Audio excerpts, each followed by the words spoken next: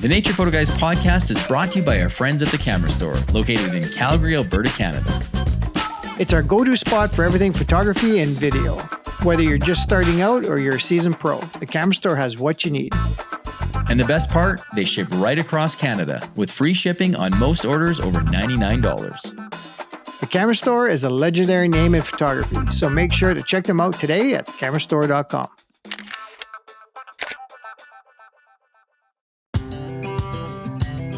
Welcome to the Nature Photo Guys podcast, where we talk about nature photography, from gear to our philosophies and everything in between. So grab a cup of coffee, sit back and relax. You're listening to Joe Desjardins and Chris Gibbs, the Nature Photo Guys.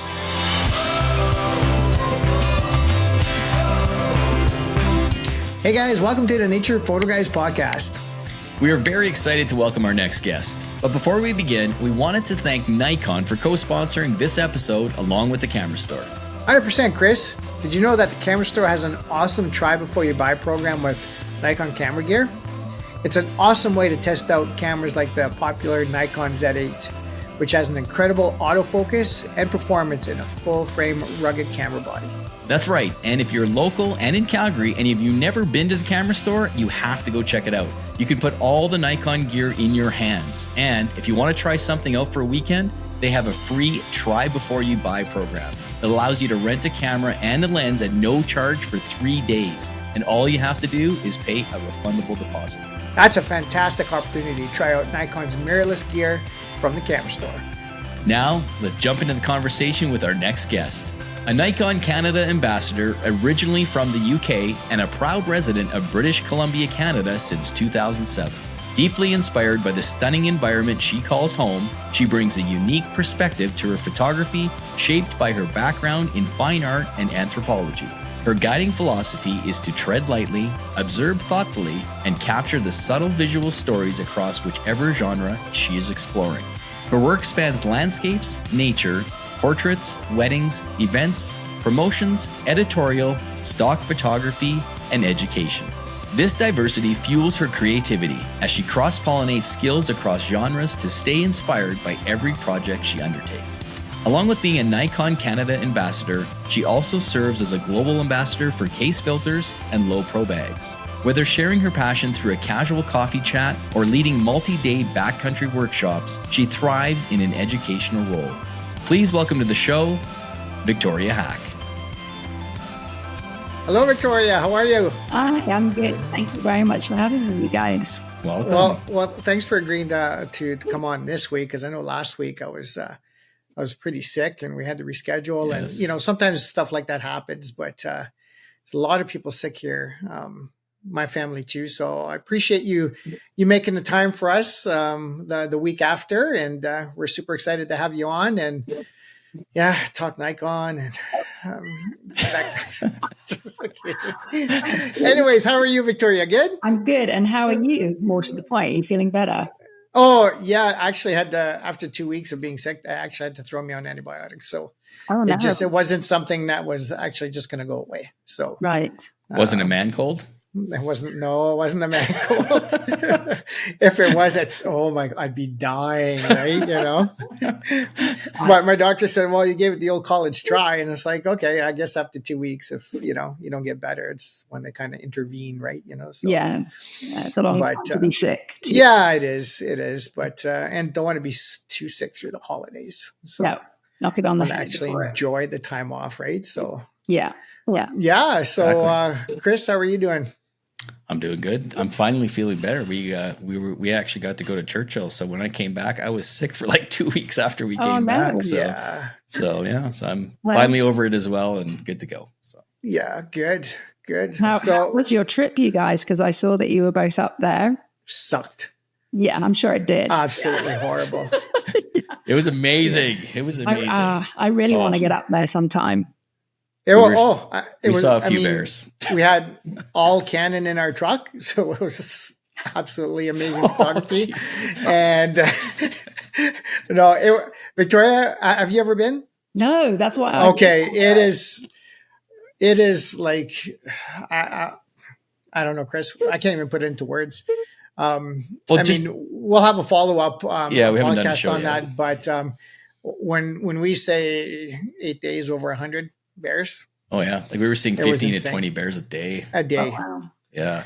And fox and well, the ptarmigan red fox, and cross fox, silver fox. fox. We didn't see the Arctic fox. No, we didn't. Get a but we chance. saw ptarmigan, Arctic hare. Like it was a really good mix and just phenomenal.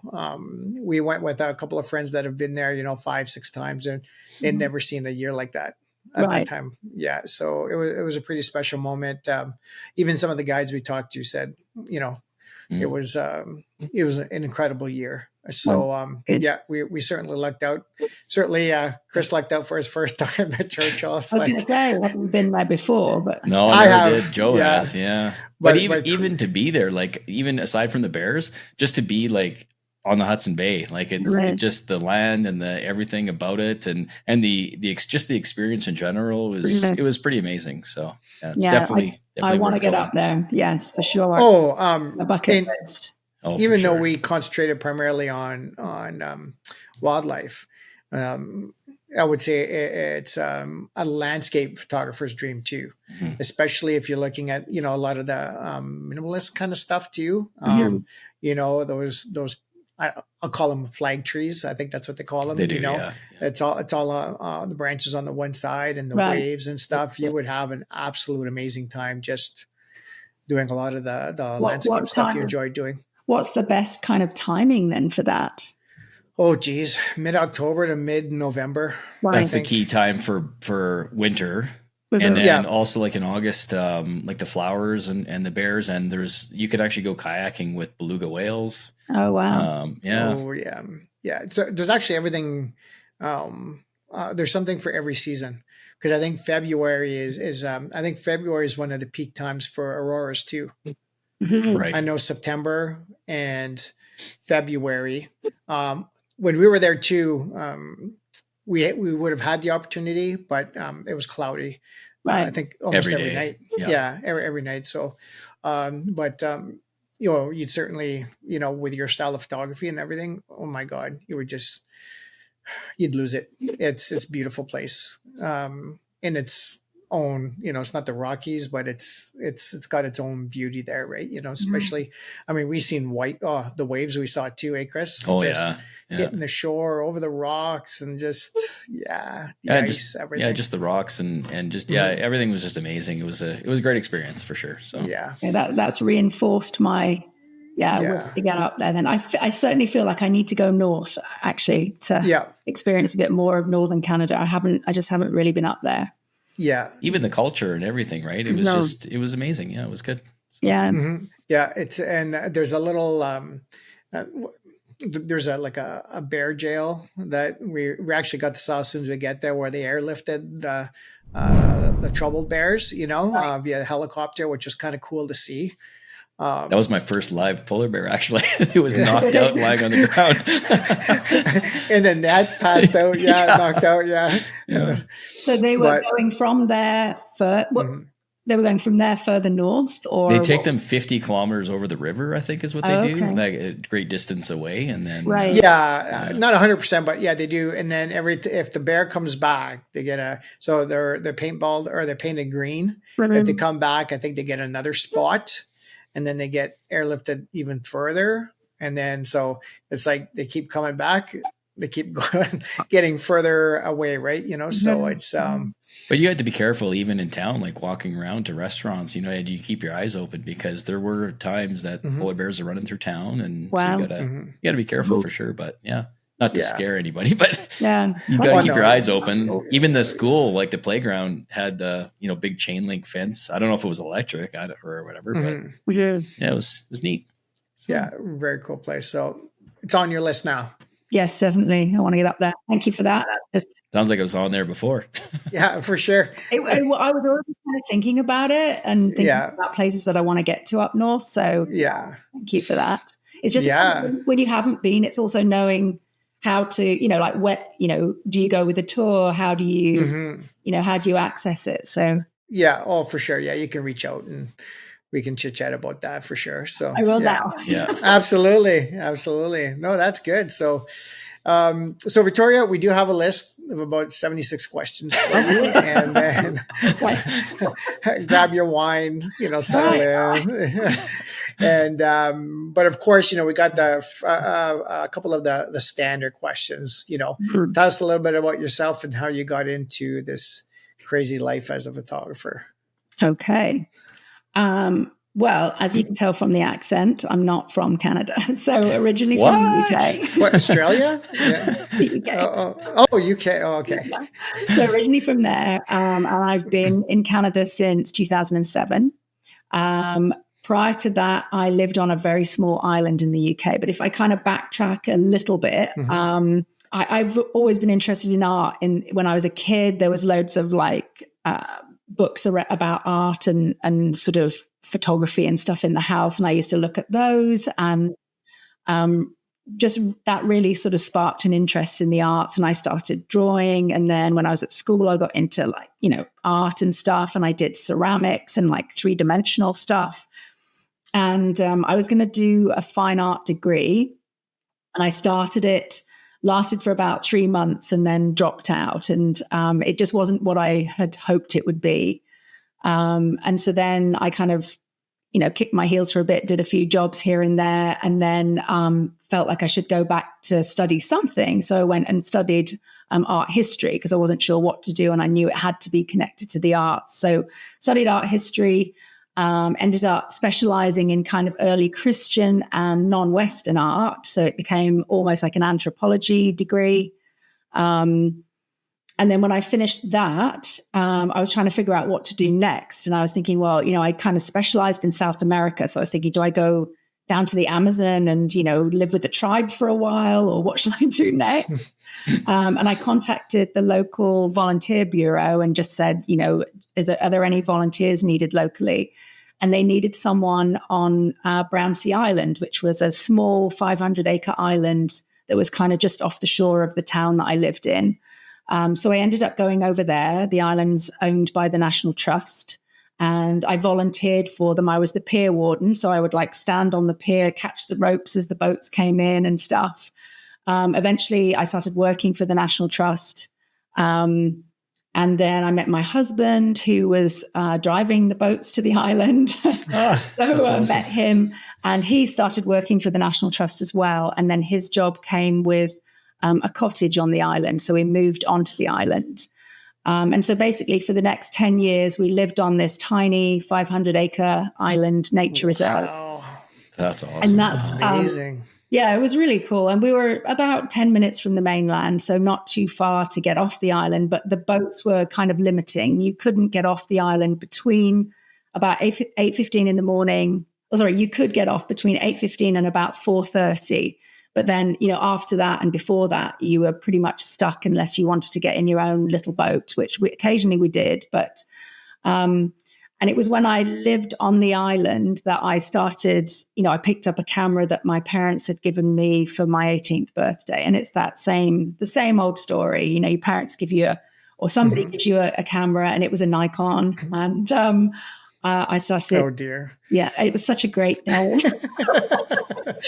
Yeah, and then I started basically just recording what I was seeing, because I think when you cover the same ground over and over again, you really see the differences in the landscape and everything, and that's what I was really interested in, kind of capturing. So that's the start of it, and because I lived on that small island, I couldn't do the things that most people would do, like maybe join a photography club or something like that. I was quite isolated. So I used social media as a way to kind of share what I was photographing, and then to connect with other photographers and to learn more about photography as well. So I've always had that kind of connection, because I had to really sort of, And so, that was the start of it really. And then my first client was actually the National Trust. I was pretty lucky because they're a very large organization.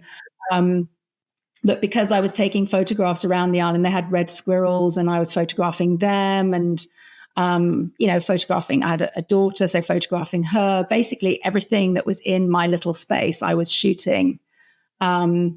So that's sort of where the photography started. And then when we moved to Canada, I continued to share stuff on social media, and a business kind of started because, people see things and then say, oh, can you take a picture of my child? Yeah, oh, yes. For sure. We do our family photos because I'd share maybe some pictures that I'd taken of my daughter, or, when I was photographing, obviously, the local landscape, which I felt really happy to be able to access more than 500 acres. It was like, wow, I can get in the car and drive places and see things. And so, that's kind of where it all started from. So what brought you to Canada? Yeah.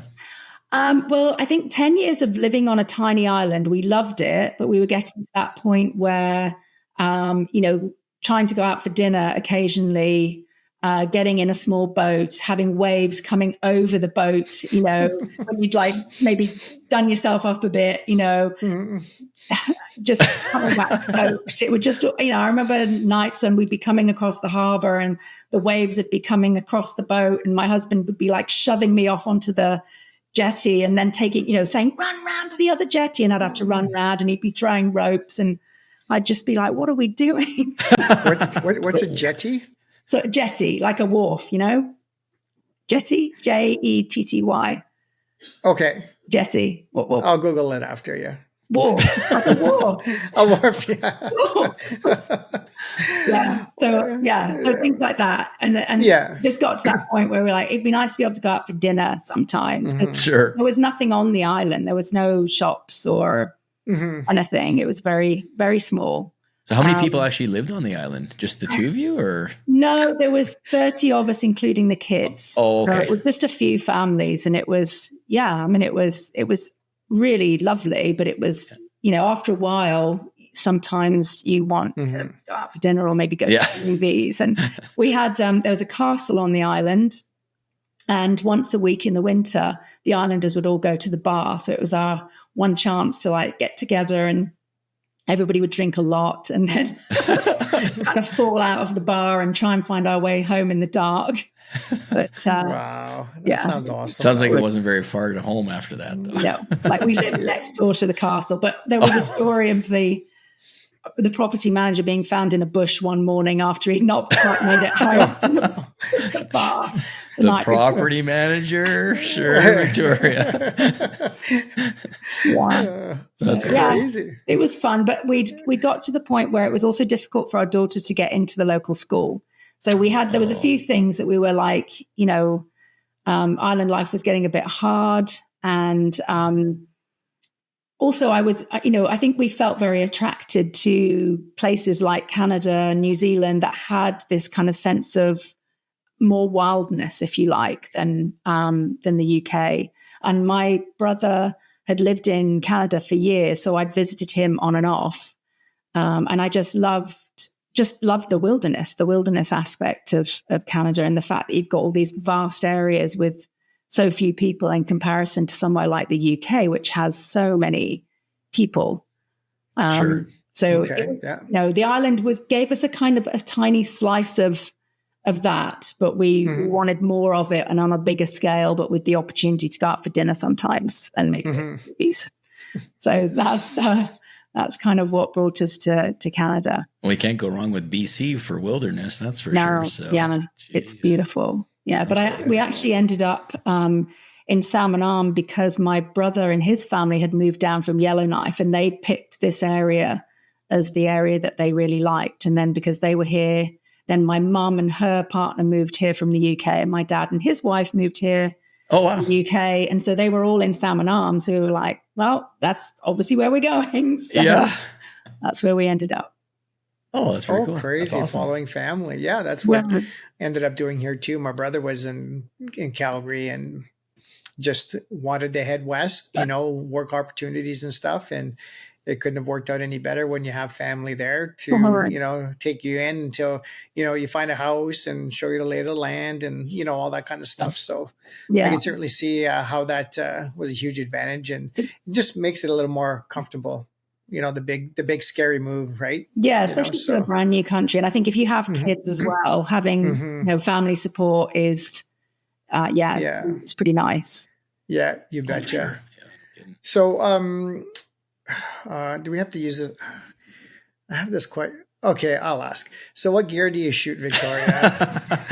I'm glad you asked that. No, I'm not like a gearhead by any means. I shoot Nikon. Yeah. Okay, next. No, that's it. Next question. So obviously DSLRs, then you moved into mirrorless and all this kind of stuff. So like kind of what are your current camera systems right now? So right now I'm mainly shooting with the Z8. So I've got two Z8s. I started with the Z7 when that first came out. So moved. So to kind of backtrack a little bit on that, I started off with a film camera, trying to learn photography with that. And I used to have my little notebook that I would write down my settings and then wait for it to come back from the developer and try and remember what I'd done and try and figure everything out. And then when the DSLR stuff came in, I like everybody else debated, do I switch to this? What's it going to be like? And did that.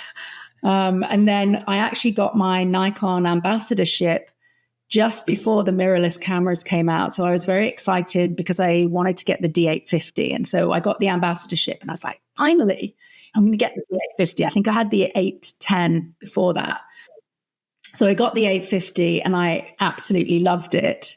And then Nikon, I got the ambassadorship and they were just launching the mirrorless cameras and they gave me the Z7 to try out. And I remember thinking, but I love the 850, but they gave it to me for 6 months, which was a good move on their part because I'm not a technical person. And if they'd have given me that camera for like a week, I'd probably have been, for sure. Yeah. No, I totally get that. They gave it to me for long enough that it became intuitive. And when I had to hand it back, I just thought, I don't think I can actually part with what the mirrorless system does and the quality of the lenses and stuff. So it kind of hooked me in. Smart on Nikon's part. Very clever. Very clever. Yes. Yeah. And the Z8 is pretty much what I understand with the new firmware updates and all that. It's pretty close to the Z9 too, I think, isn't it? Yeah, it is. I mean, it's a really nice camera, very much so. To the point that because I always have a second body. And I just was like, when I had to pick up the other one, I was like, like I would almost, I'd be like, I think I'll just swap the lenses over. So it got to the point where I was like, I need to have another one so that I can, pick them both up interchangeably because it's such a nice camera. And I think for sure, the ability, like it's the focus and stuff is what is making me quite interested now in beginning to photograph some wildlife stuff. Yes, we saw that. Yeah. More competition, Chris? I'm trying, you had enough there for genres. Like we actually ran out of time on the intro. And then we're looking at your website wildlife. And then it's like wildlife. Oh my God. More competition. I'm trying. I'm not learning means, but I'm learning. No, those are wicked images. I especially love the bear. The bear with the shaking the salmon, right? Yeah, no, that was wicked, and the penguins and everything else. So, and from what we understand, Nikon's got some amazing wildlife lenses, right? So, the 800 PF I hear is amazing. Yeah, I don't have that one. I was just having lunch with Eric Seaman, on your show. I know, hi, Eric, recently, and he has that lens. So I was just asking him about that. Well, because I was debating my next purchase, but I think. Another reason why I'm beginning to do a bit of wildlife photography is because for the longest time, the longest lens I had was a 200, like 70 to 200. Oh, okay. Which is perfect for your events and portraits and everything else, especially the 2.8, right? So that's right. Yeah. And then I got the 1:4 and I was like, I can start to, and then, if you've got that really good eye detect, you can actually just sit in your kitchen and photograph the birds out of the window. So it's a good way to start doing, without having any real knowledge, to start doing some wildlife photography. So that, and then I got the 180 to 600 for my Antarctica trip.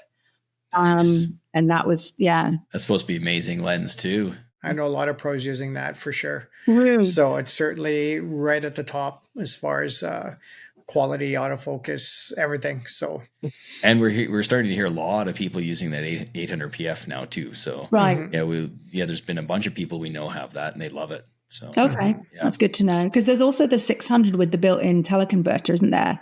Which is a lot more expensive. I don't know whether you know about that one. I don't. No, I didn't hear about a 600 with a teleconverter. Yeah, it's got a built-in teleconverter. It's a lot more expensive. So I'm just like, I think I might try and borrow some stuff and see, what the weight is like and that kind of stuff as well. Well, that's the advantage, I think, to the 800 is the weight.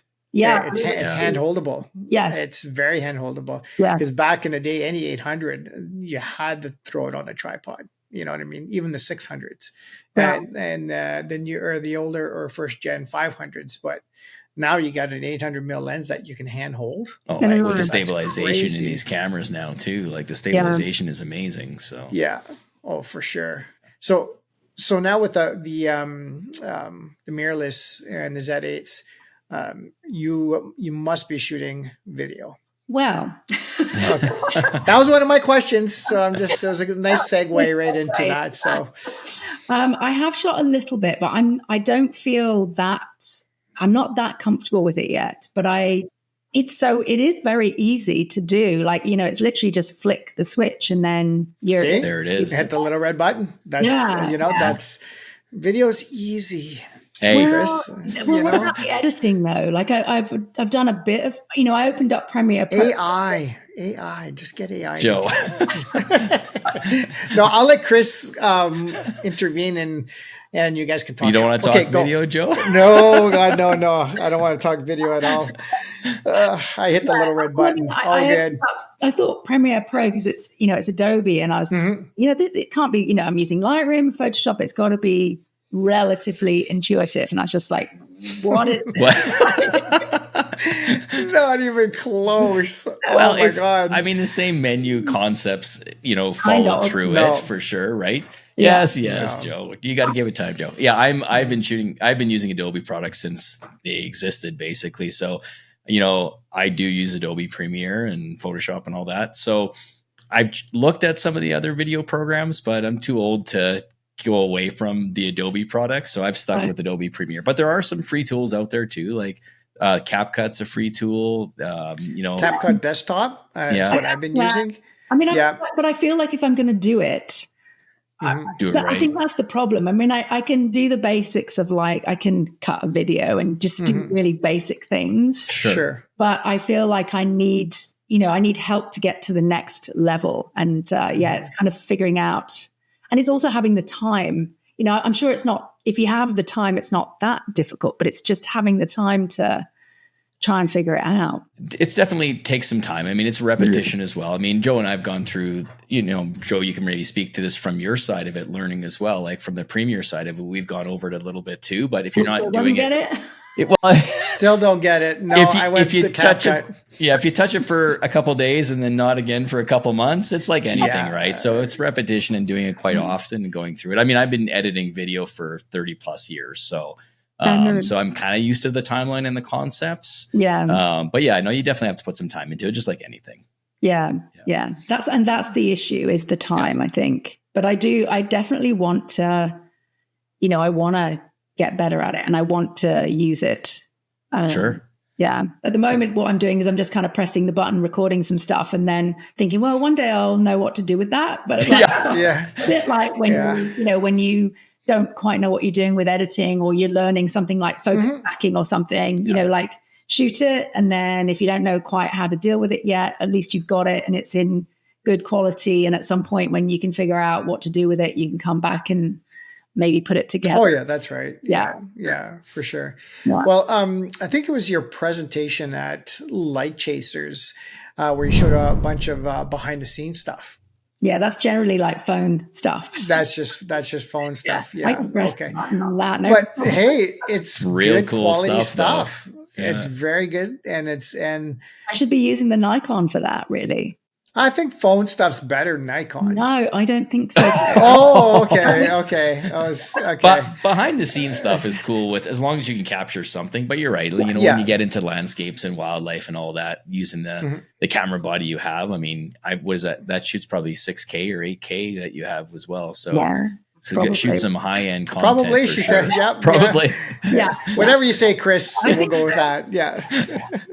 but it's funny you say that, because these are the questions that we get all the time. I mean, we either get, I don't know how to do video, I'm scared of going from photo to video, or we get, I have all this content, what am I supposed to do with it? So it's it definitely comes up a bit, and everybody's now, especially in the wildlife side, a lot of them are wanting to shoot video to capture the behavior in motion rather than just a split second in time. So it's definitely comes up a lot for sure. So your business, Victoria, is there a lot of requests for video, like events or your weddings or your elopements? I regularly get asked if I can get someone to shoot like video at a wedding, and I don't want to do that. I want to shoot. I want to shoot the stills. That's right. Yeah. But there is that demand out there, but I don't want that. I'd rather do the stills actually for something like a wedding. Sure. But I do want to add the video to my kind of abilities at some point. But I think people are wanting more and more video stuff for sure. I definitely feel that. Oh, for sure. Yeah. I mean, well, here's a segue right into social media here. So, and that was the biggest thing for me. I mean, Chris has been doing it professionally for decades, but as far as shooting video, I think what really pushed me over was social media, and the fact that we had to start shooting video, reels, stories, all this kind of stuff to engage with your audience, or to grow your audience, or to... Does it actually work? I mean, I don't know. Maybe it does. It changes all the time. Yeah, that always puts my back up. If I know I'm supposed to do something, I don't do it. Like I know, I know they want you to do reels, and I do some, but like that really, really, I don't want to do it if I'm being made to do it.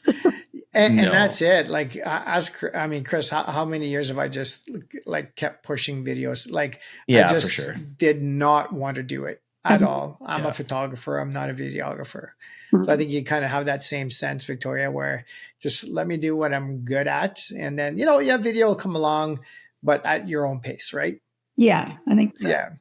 Yeah. Not being forced to do it. So, well, and you got to enjoy it. I mean, you'll go through the same battle that Joe has and I have as well. I mean, you come across a bear, or you come across a scene you want to record. Do I take a photo or take a video? And you can be prepared for both, but then, it's just the that's a whole thought process you have to work through, and you got to figure out where you're at. I've talked to lots of people that want to do both. I've talked to other people, they've tried it, like, forget it.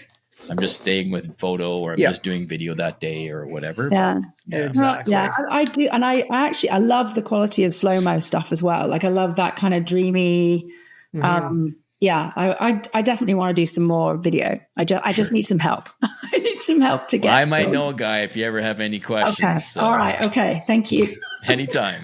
Eric Seaman. Eric Seaman. Go talk to Eric. Hey, Eric. Hey guys, just a quick reminder. Did you know that the Camera Store has an awesome try before you buy program with Nikon camera gear? That's right. And if you're local and in Calgary, and if you've never been to the Camera Store, you have to go check it out. You can put all the Nikon gear in your hands. So how do you approach social media? So, you have an amazing following. You're up around almost 200,000 on Instagram. Now, is it something you enjoy doing? Are you engaging every day? Are you posting photos every day? Did you find doing the behind the scenes stuff helped with engagement? So like, what are your thoughts on the current state of social media, or like, how did you get started with that? So I mean, going back to when I lived on the island, I've always used social media because I kind of had to. It was my way of connecting with the world. Right. Yeah. And it was before sort of Facebook really took off, or Instagram. So I was using platforms. Actually, I don't know whether you guys remember it, but there was a platform called DeviantArt, and it's still there. Yeah. So I use that. And I still know people that I met on that platform. I'm still friends with awesome. Danny Lefrancois, people like that. Danny, I met her through that years and years ago. And then I used 500px. And then I kind of segued into kind of Facebook and then Instagram and stuff. And I think,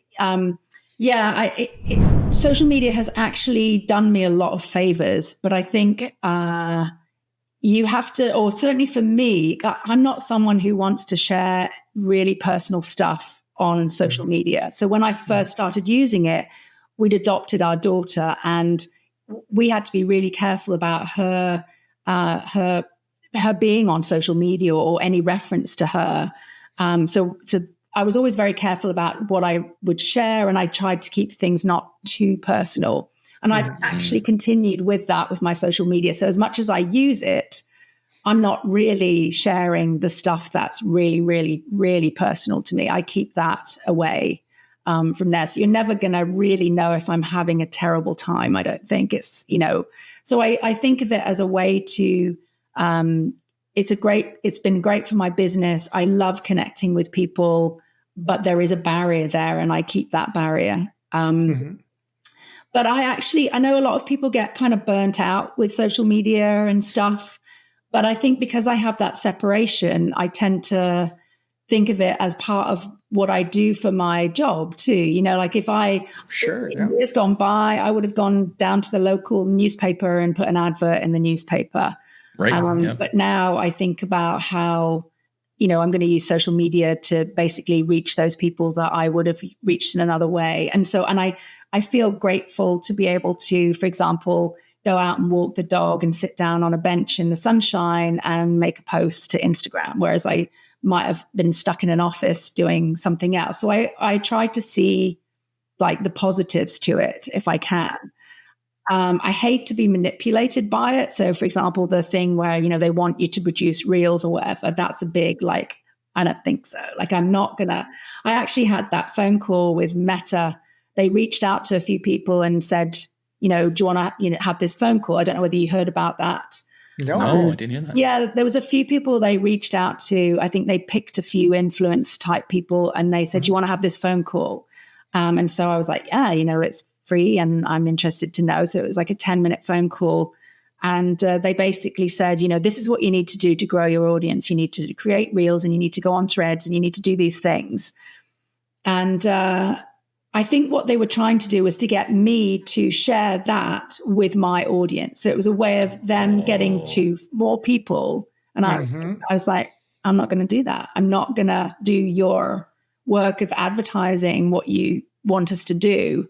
I'm not going to, because I'd seen other people that had that phone call basically disseminate that information out to their audiences. And then everybody starts doing it because they think it's what Meta wants. And I just, you're not going to use me as a way to do that. So I didn't basically. Yeah. So I just don't like being told what I have to do. But I'm okay to sort of, to use it within the terms that it feels okay to me. And I do, I post fairly regularly, and I do post some behind the scenes, and I use my dog as a way of sharing a bit more about myself and my life rather than sharing stuff about, my family particularly, because I don't really want to put that stuff out there. So I feel like I have a relatively, reasonable kind of relationship with social media. And I don't seem to get that same kind of burnout that other people do, just because I remind myself of the fact that I'm lucky to not be sitting in an office doing, certain things that social media allows me to do. And yeah. Good for you. Oh, excellent. Awesome. So that's another awesome segue into I'm being good. Your competition, Jack. Yeah. So you guys are going head to head on social media there on Instagram. So yeah, tell us a little bit about Jack. And so I might be getting this wrong. I might be saying it wrong, but what's the wolf skin or the wolf's skin? Or have you ever heard of the brand Jack Wolfskin? Jack Wolfskin. No. I think they're German. It's an outdoor brand.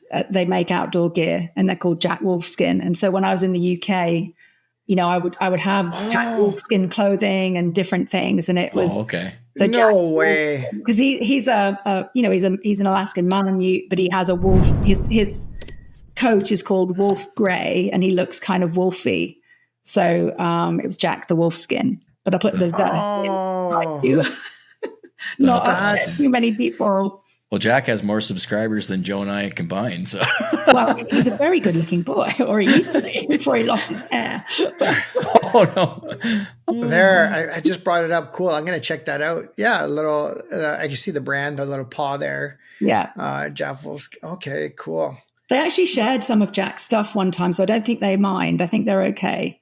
Okay. Oh, did they? Oh, nice. Nice. That's amazing. So he's got sponsorship deals, and no, that's not too bad, eh? I mean, I haven't promoted his account for a while, or sort of used it very much in recent times. I think if I'd have continued with it, it could have grown quite significantly, but I just haven't really got the time for it. But yeah, I mean, he's a great companion. He's,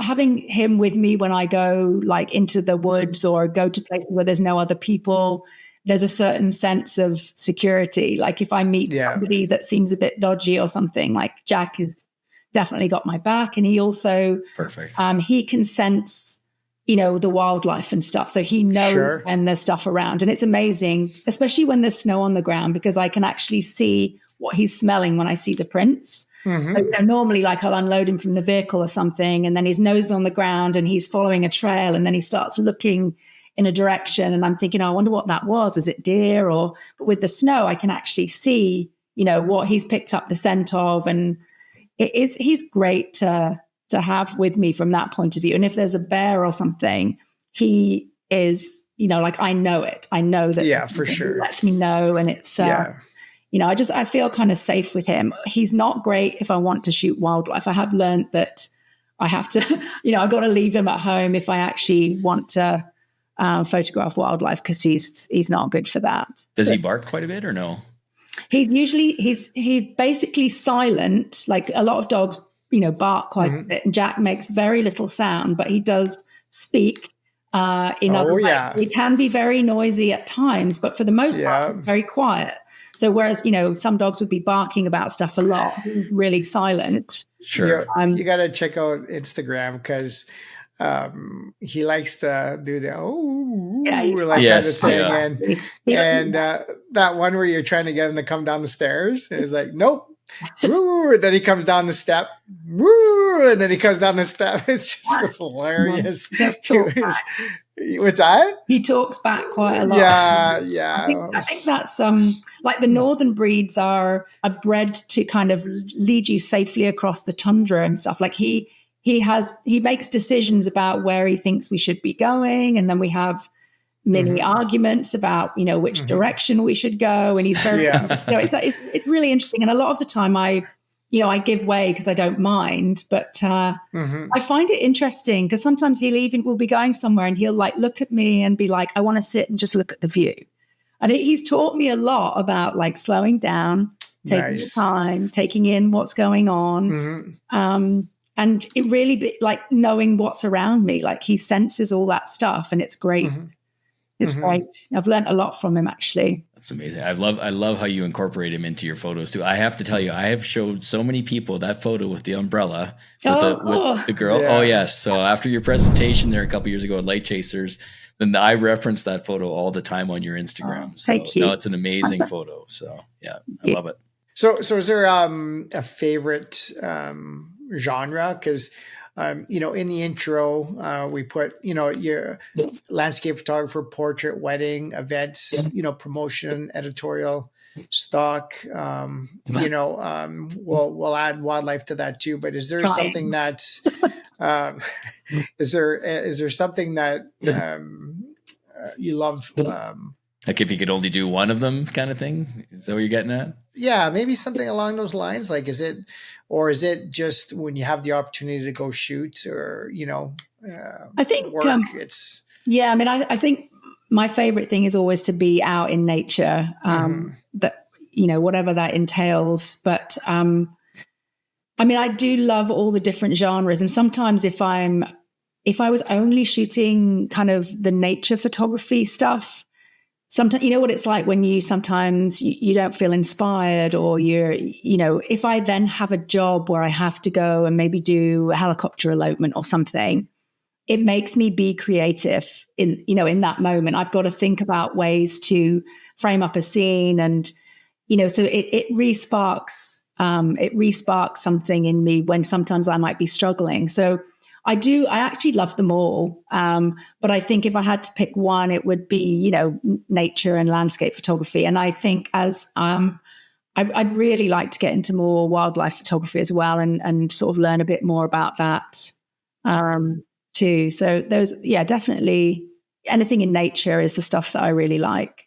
So how do you continue your learning or your education? I mean, without, watching the nature photo guys, of course.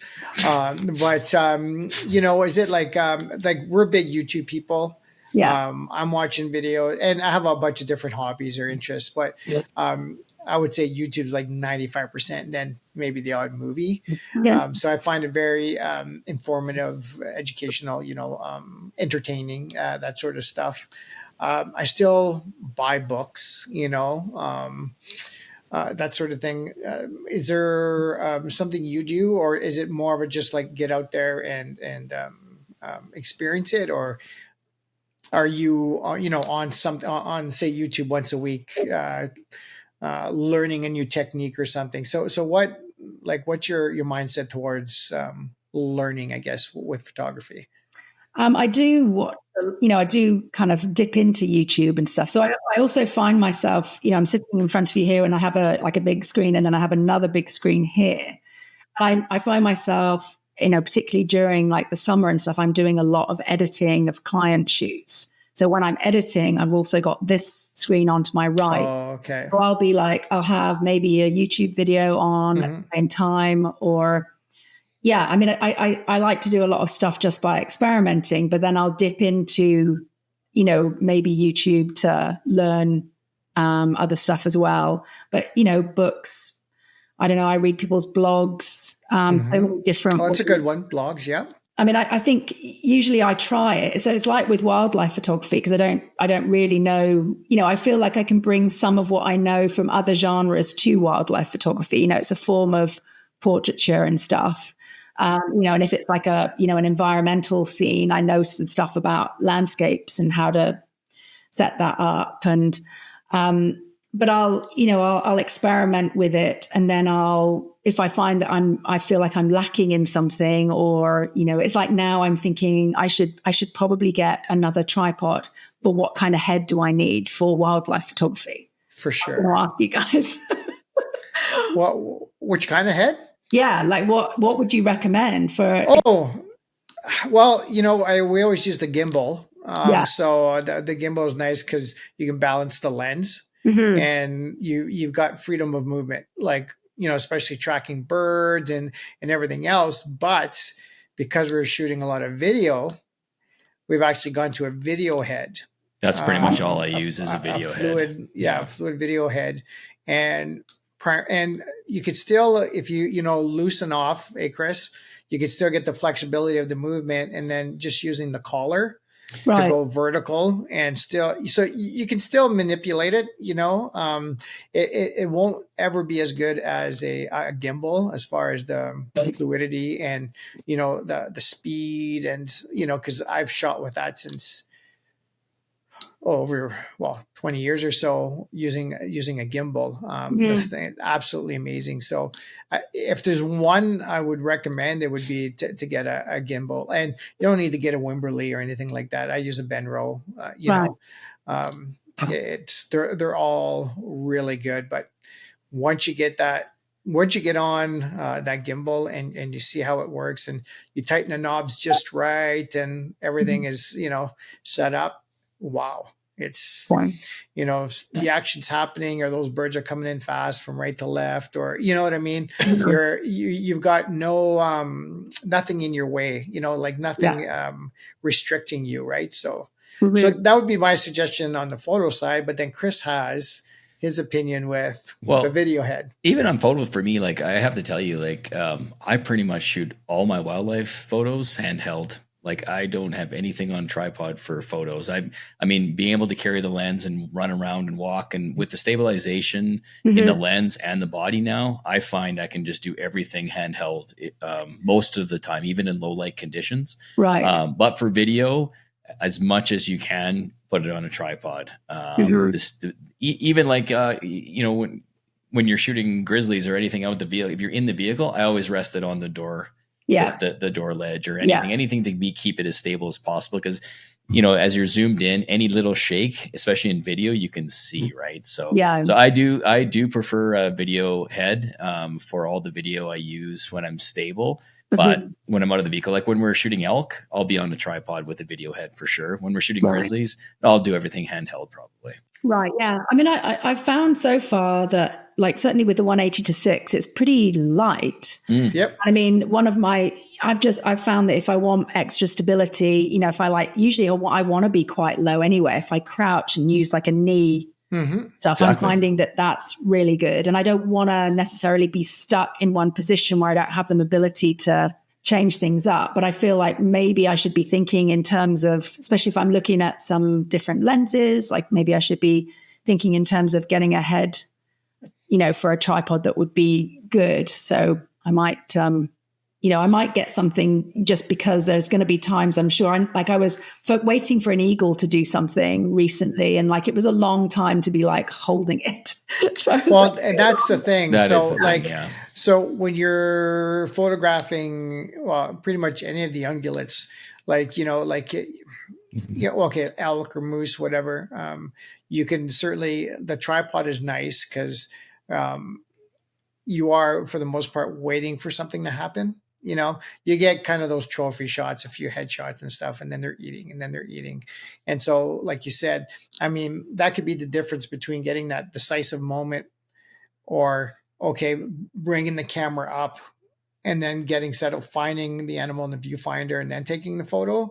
Whereas it's nice off the tripod on the gimbal, it's you don't locked have to find on. it. Yeah. You don't have to find it, and it's ready to go. I mean, even when it's set up, I can just have my hand on the camera body waiting and talk to Chris or we're doing whatever without having to reposition, basically. Yeah, that's right. So you're not missing anything. I mean, sure, you might miss something because it happens so fast, but you're more than ready that way, as opposed to the running and gunning. But I think the tripod's really subject oriented. Yeah, because like with bears, you're never gonna set up unless you're on a specific tour or platforms or something like that allows you the opportunity. But bears in the Rockies here, you're not going to set up and outside and just have that bear walk up, hang out with the grizzlies, hang out and stuff like that, right? So you might try. Yes. So it's you're right, Chris. It's very subjective to what you're photographing, but I use it as much as I can. Especially early morning, late evenings, your shutter speeds are a little bit on the lower side, right? It's, I mean, anytime outside those two time frames, hand holding. I mean, your shutter speeds are fast enough that you can certainly hand hold. And like Chris said, like what's the R5 and the 1-5? Like how many stops of image stabilization built? Like as long combined? as RF to RF, I think it's 8 stop stabilization. Even like I have the 400 2.8 there, and on the R5 they're both RF, and there's 8 stop stabilization. So for photos, I mean, I don't even think of a tripod. I mean, I can get super sharp photos just by handheld most of the time, and even video. I mean, once you get into video a little bit more, or whatever, even for wildlife, you can shoot.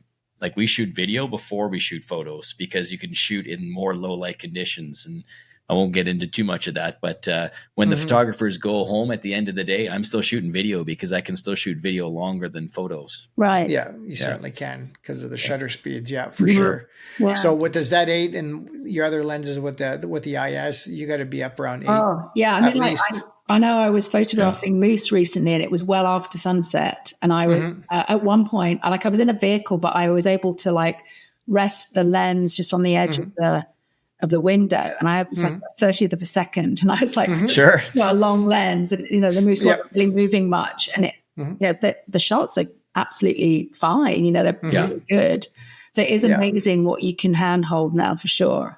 I think the technology has changed so fast, and and it's so good out there, and no matter what camera system. But I mean, especially with you have the Z8 there, I'm sure you can handhold a lot of it. But Joe's right. I mean, if you're photographing a bird, or if you're waiting for a woodpecker on a tree instead of holding it, that's right. I mean, I was in Jasper holding my 400 with the R5. There was a hawk owl in the tree, and I'm holding it because I was waiting for it to move. And yes, I got cramped quite a bit, right? So if you did have a tripod with a gimbal, you definitely those situations. It was when I was photographing an eagle, and it was we knew it was just on the one branch, and so it was there for a long time. We got shots, but we were waiting for it to do something a bit more interesting. And there were some people there with tripods, and I was like, "This is the time when I would have been nice," because they're just like sitting there, and I'm still holding this thing. But, well, I've actually done that. Locked on and had a cable release, so I'm not even looking through the viewfinder. The subject is framed. It's framed wide enough that I can crop, but it's not tight enough that the slightest movement I'm gonna lose the animal in the frame. But even that with the cable release, and I've just sat there and just waited, and so you could watch. Had your lunch, yeah. You had your lunch, right? I had my lunch, this glass of wine or a beer, or but that way there, you got the freedom of, you're not constantly looking through the viewfinder or through a screen. You're actually sending, you're watching the animal do whatever it's doing, and constantly, taking photos and stuff, and then and so there's a lot of what is it, like relief there? Like you're just you're not trying to handhold something that's so heavy. And even the same thing goes for the video side. Truthfully, like there's some of the cameras nowadays. I don't know if the Z8 has it or not. It maybe does. But I'm sure it does. I'm sure it does. Yeah, there you go. Any Nikon. But they have something called pre-record. So you can actually, so you can actually pre-capture, pre-capture, right? So you can actually wait for something to happen and hit the button. But if you hit the button on your camera when you're zoomed in, you're technically bringing in shake. So for 2 seconds it'd be fine, and then you've just introduced shake. But there are remotes and all that you can do and hit that button, and then you can actually. So you're waiting for something to happen, and then as soon as you see something happen, hit it, and you've got the 2 seconds. I know, it's amazing. Before. Yeah. We just had a Nikon Ambassador conference in New York, and we had little stations that they were showing us things that maybe we weren't using. Sure. One of the things was pre-capture stuff, which is really cool. Absolutely. Yeah, very cool. Well, it's great that it made it to the mirrorless stuff, because beforehand it was all more of the high-end cinematic cameras like the Reds and all that. Sure. I know they all had that pre-capture years and years ago. I remember Mike was using that one of those years, maybe. Oh, Can I say 10 years ago? Yeah. 10 years ago on one of his Reds or whatever, and he was using the pre-capture. Well, and I think the high-end cinema cameras, like in all the brands, I think are a lot longer time frame pre-capture. I think the cameras, like the I don't know what Nikon is, but I think Canon is like 3 seconds or something like that. Probably 5 at least, but I don't know. There you go. Just push it to 10. Why not? Like, I mean, it's a Nikon. It does everything. That's funny. So it's, I mean, they say it's a game changer. It's cheating. It's just, my God, the cameras nowadays can just pretty much do anything. And the other thing too, we talk about is, we constantly get asked, oh, what should I buy? What should I buy? I'm just getting into photography. And we consistently tell them that anything you buy off the shelf, let's start with a kit, that kit off the shelf for $500, $600, $700. kicks ass over what we had, 10 years ago, 15 years ago. The high-end stuff we had years ago. Yeah. Just think about that, right? So I know. I think that's if you're not somebody that's really into gear, and I'm not, honestly, but I have to say that having access to, the equipment that I have access to now as an ambassador, I know how lucky I am, because I know how much that makes a difference in some respects. It depends obviously what you're shooting, but certainly like to be able to vaguely waft my camera in the direction of a flying bird and get it in focus. Sure. I'm like, wow, like I can't believe that I can shoot that. There's no way that I would have been able to before. So, I mean, obviously it's different, and you can still use old cameras and get amazing shots. And it's the person, not the camera. But some of the new technology does allow you to do some things and make that a lot easier. You certainly have an advantage if you have a camera that does it. Well, and it's hard going back to the DSLR, because I don't know if you've done that and picked up an old DSLR and tried to shoot. It's like almost trying to figure out how to do it again. Right? So it's like we get spoiled with the eye detect and all that. So it's good that you went to 2 Z8s, because I was still using a 1DX and an R5, and that's a bit of a mind scramble. Oh, it is. It is. And you only have so many autofocus points on the 1D, and then you got a 200 and some on the mirrorless, and just tracking, and everything is so different, right? So technology's, like you said, it's the person, not the camera. But I think what it's really done is it's increased like the keeper rate too. You know what I mean? I totally agree with that, because I know that, I would shoot weddings and stuff in the past where you're shooting a massive number of shots, and, I would have a certain number that were usable. And now I'm just like, they're all usable. Like everything's in focus, sharp. And, the lenses are so good. And, before there'd be some that were a bit soft and they wouldn't make the cut, or, when it had, what's it called when it's trying to figure out the exposure and stuff. Like the exposures are it reads so well, the exposure, for sure. There's hardly any exposure comp you have to do anymore. It's so easy in comparison to how it used to be. It's So do you feel with all the photos you're keeping, does it take longer to cull your photos then? If like everything's a keeper? I know. And then it's like, am I better at this? Like, it's so easy now. But it's like, I don't think I'm better. I think maybe just the technology has helped with that stuff. Sure. I actually, because I know that when I was first starting out, it would be like, wow, that's in focus. Like that's great. I got a shot, and I'd feel really proud of myself. But now I'm just like, it's in focus. Like they're in focus. You're like trying to pick which angle of the face. There's like 10 of them. Which one should I pick? For sure. It's a lot. There's a lot more stuff to cull.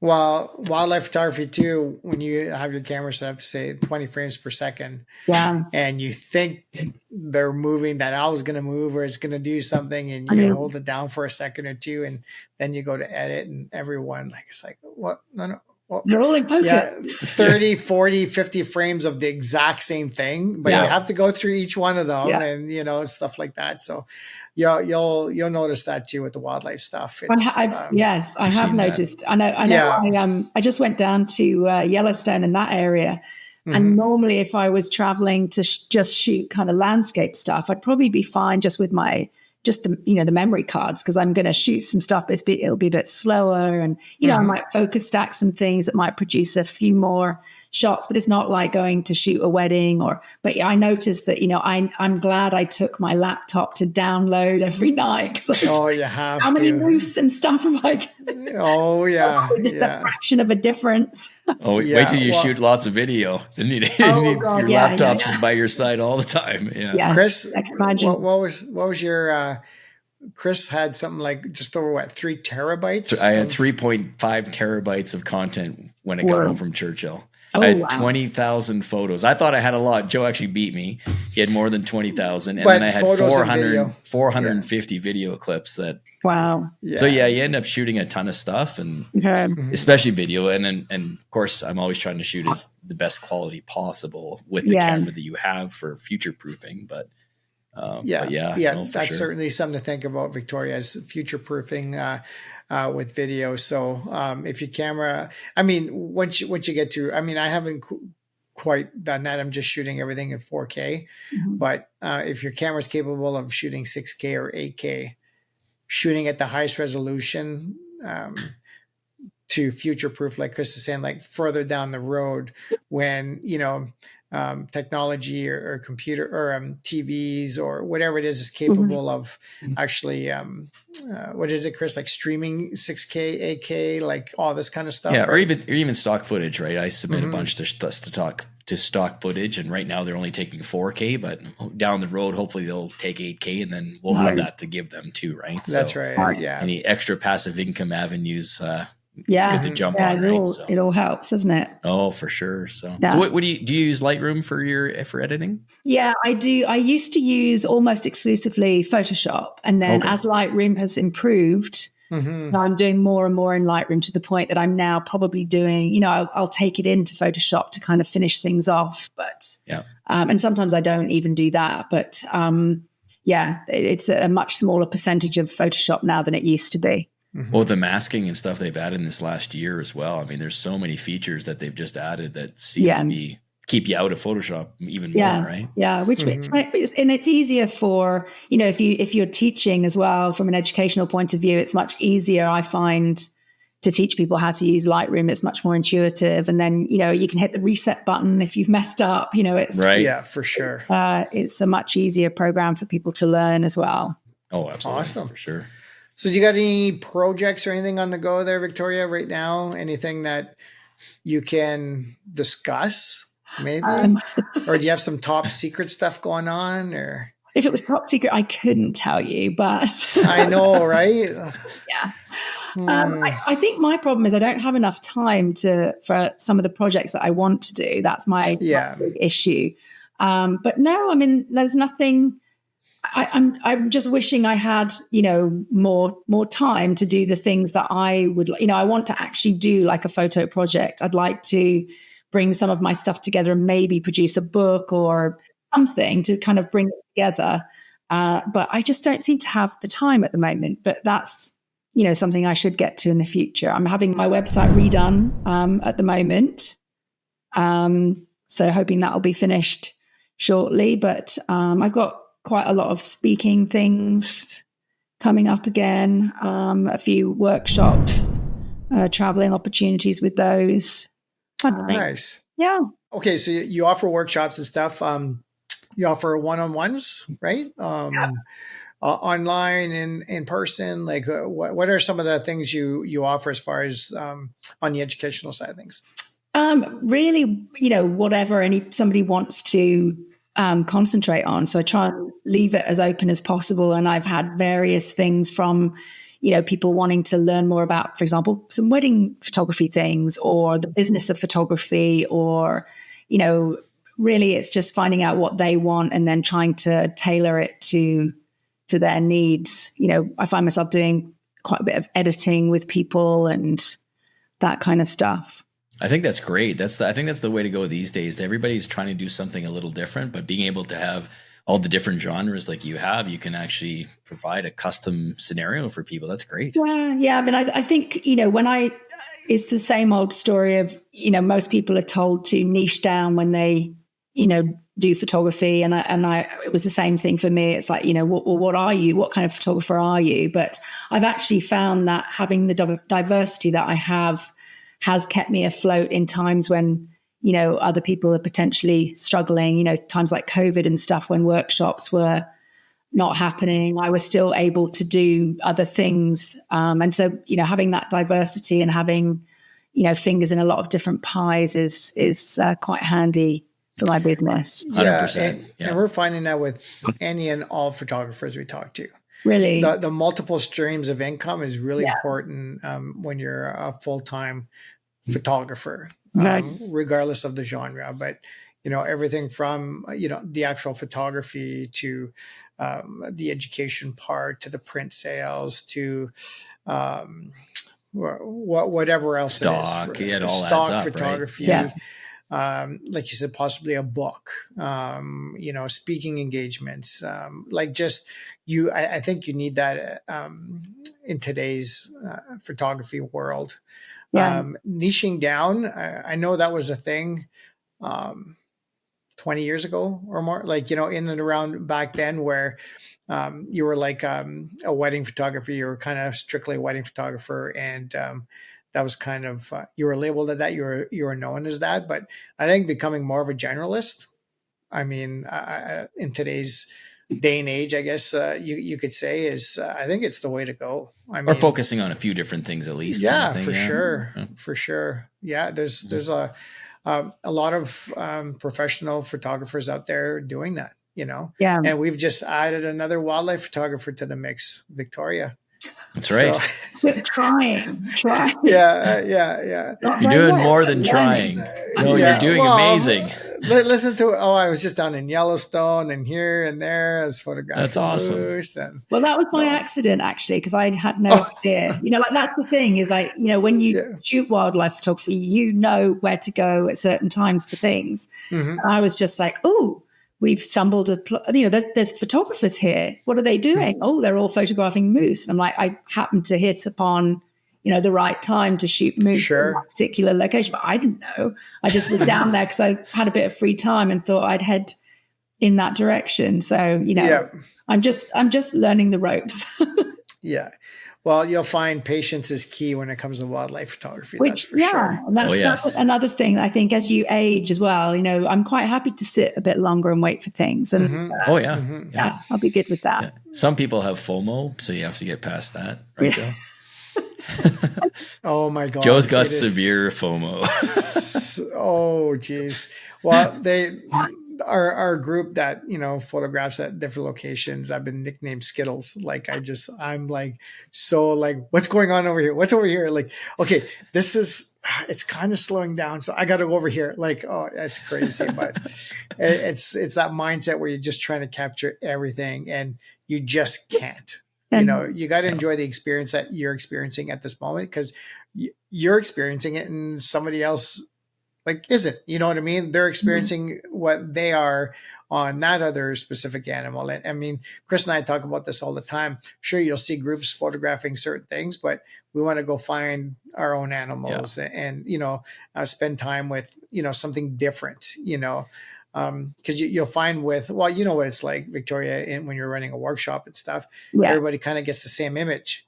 Well, right. And then pretty much very close. So, you'll find that when you're starting to photograph more wildlife, you'll kind of want to do things on your own and really try hard to avoid the FOMO, because and I think drives you nuts. It's the same though with landscape photography, if there's an amazing sunset but more and more as I've been doing this, I've learned, I've actually learned to let go somewhat of, that FOMO stuff. And also sometimes there's an amazing sunset there, but you might not get a great shot for some reason, but there's a puddle over here with some ice in that's actually really cool. And maybe, I've actually had that happen where, something amazing has been going on and I've been shooting something else and I actually prefer, or I get both, I'll shoot this and then shoot that. And in the end, the puddle was the one that stuck with me the longest, or I love more, even though there was this amazing sunset. So it's like a process for me to kind of let go of some of that FOMO stuff. And I still have it though, to some degree. I think we all do a little bit, for sure. Yeah. You think getting older, it would kind of lessen a little, but I think it shows that you're passionate though about, you're obviously passionate about, the animal and the whatever it's and you want to get it. And I mean, in Antarctica, I know we're on different boats and there's, maybe something over here and you're like, I wonder if their angle's better over there in that boat. Like they got a bit closer or they, you definitely, totally. I think we all feel that to some extent. For me, it's like when there's 10 vehicles photographing something, I'll get the shot and all that, but I just like finding stuff on my own. I don't like being around a whole bunch of people. I just rather, it's just quieter. Eric's talked about that too. We brought up Eric Siemens' name again, but just being by yourself and finding something on your own, and it may not be as good as the other shot, but it's still, it's still enjoyable. Quieter, being in nature. It's hard when you have 30 vehicles. Yeah, totally. There's that whole package of the, the experience. And yeah, if I can get something away from other people, I'm always much happier. I really don't want to be where everybody is. It's well, and truthfully, that's why I started shooting video as well. I mean, sometimes I can't get away from where we're at. There's 10 of us photographing the same elk or whatever. So I started getting my photos and shooting video, and something different. Do something a little different, right? So for sure. Yeah. So we have a question here, like what are some of your biggest challenges right now? But I think you've already answered that. And I think that the biggest one is time. Yes, I think that definitely for me, it's there isn't enough time at the moment, but I hope there will be at some point. No, I mean, it means I think it's a good thing, business is business going well for you, you're busy, I guess it could be on the opposite side and have too much time on your hands, because I wouldn't mind. Oh, you would? Oh, okay. Okay. Hear that, everybody? Okay. Joe at Joe Desjardins. I think every photographer kind of experiences that. I mean, Chris and I talk about it all the time, as far as more time to do this, more time to spend on the podcast, more time in the field. You know how many times we've said, oh yeah, we're going to go out this week. Let's do an adventure podcast. Yeah. I haven't shot anything since Churchill in middle of November. So, not long ago though, Chris. I suppose. Yeah. That, it sounds like you did come back with a lot of stuff. True. oh, for sure. It'd take a little bit to get through it. Yeah, I suppose. But getting out, I just want to get out in nature rather than sitting at your desk all the time, right? So yeah, I get it. So Victoria, a couple more questions. So we have this one here where if you could share some tips for, the aspiring nature photographer, somebody that's looking to improve their skill or just starting out, what would you say? Like what kind of advice would you offer them right now? I think probably to try to not follow the crowd. Like I think it's a pretty obvious one, but when you're starting out, you look at what other people are doing and you think that's what you should be doing, or that defines what landscape photography is, or I don't know if it's the same for wildlife photography. But I think, really following your own intuition in terms of what you like and what speaks to you, not feeling like you have to go to like honeypot locations, maybe exploring your own backyard, and even in terms of wildlife as well. I mean, like we want to photograph bears and stuff, but maybe there's something really cool that's smaller. And I don't know, like I just feel like it, if people can learn something about how you experience the world rather than just reproducing. I'm not sure if I'm actually explaining this well enough, but if you can interject something of yourself into your images so that we experience the world through your eyes, so it's specific to you rather than just, that's record of something. Advice. Yes. Yeah. So like if you can interject that, if, the person that you are, the experiences that you've had in your life, if you bring those to your images, then we get to learn about you. And that is what will differentiate your image from somebody else's. You can both be there photographing the same thing, but how you experience it, what it means to you, and then maybe how you edit it, that is potentially going to be very different to somebody else. That's what differentiates you as a photographer. So it's trying to tap into that. So I think if I'd have known that a while back, rather than, looking at what I thought landscape and nature photography should be and then trying to reproduce it, I think I've learned that I need to, let people know how I experience the world. So what does it mean to me? What does it feel like to me? How can I help them understand that? That's probably that's great advice. And maybe awesome. Not concentrate so much on the gear too. I think, like you were saying, just go out there and experience it. Just start taking photos. I think, my first camera was probably I think 11 or 12 years old when I was first using it, really. So it's an old camera, but you can still, it's your vision really more than anything. Oh, absolutely. For sure. Yeah. And I've always said this, developing that eye, or I've always been jealous of that person that could just pick up a camera and create this beautiful image without even knowing what the camera did. Yeah. And then because I started out, I was a very technical photographer. And if you would have saw my portrait stuff, Victoria, you would cringe. Like I could light you up, no problem in the studio back then. Like when we were shooting 2.25, like medium format and all that. Yeah. Oh, but if you looked at the subjects, I actually had clients say after the fact, like, not to pose me like that again, because I was so structured. No, seriously, I was so structured and very everything had to be like straight and perpendicular. I mean, it was ridiculous. I laugh at it now, but that's the way I learned photography, was on the technical side. Yeah. And it took me probably 20 years to get there on more of the eye and on the creative side. I think that's the thing. Yeah. The creative, some people come to it with an amazing creativity and can't quite, they're not quite there with the technicalities. It's easier to learn that, I think, than to learn the creative. 100%. Sure. Yeah. 100%. I wish I was the opposite. I wish I had that creative eye at the beginning, because you can learn the technical. I mean, you can watch YouTube for a weekend and pretty much get a good grasp of your camera and what things actually, you may not have a full understanding, but after a weekend, you'll understand, okay, aperture is depth of field. Okay, shutter is going to stop the action. You know what I mean? We'll teach you. We'll teach you. We'll teach you, Victoria. Yeah. Well, Chris will get you set up, so you just have to hit the little red button to record video. On the video. And then I'll set up your custom functions. So all you have to do is hit the button to capture, wildlife. So we got you covered. Yeah. So, but yeah, you're right. Just get out there. Just shoot. I mean, film's cheap.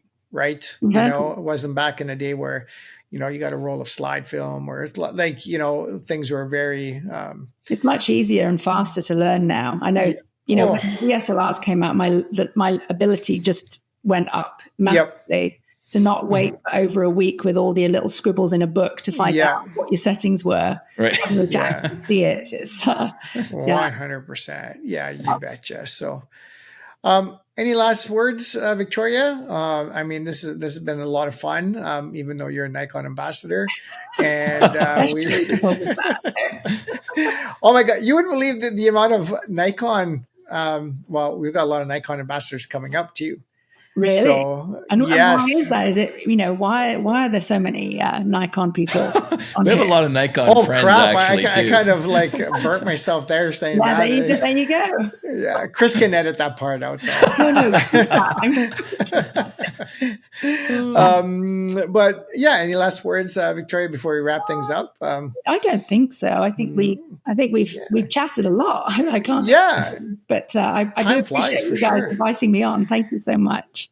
Oh, absolutely. Thank you for coming. We're so happy to have you on. I know we talked about this at Light Chasers and stuff. And we know how much you love public speaking and being in front of large crowds. And I think you're amazing at it. I think the saving grace to this was that it wasn't live. Right? Yeah.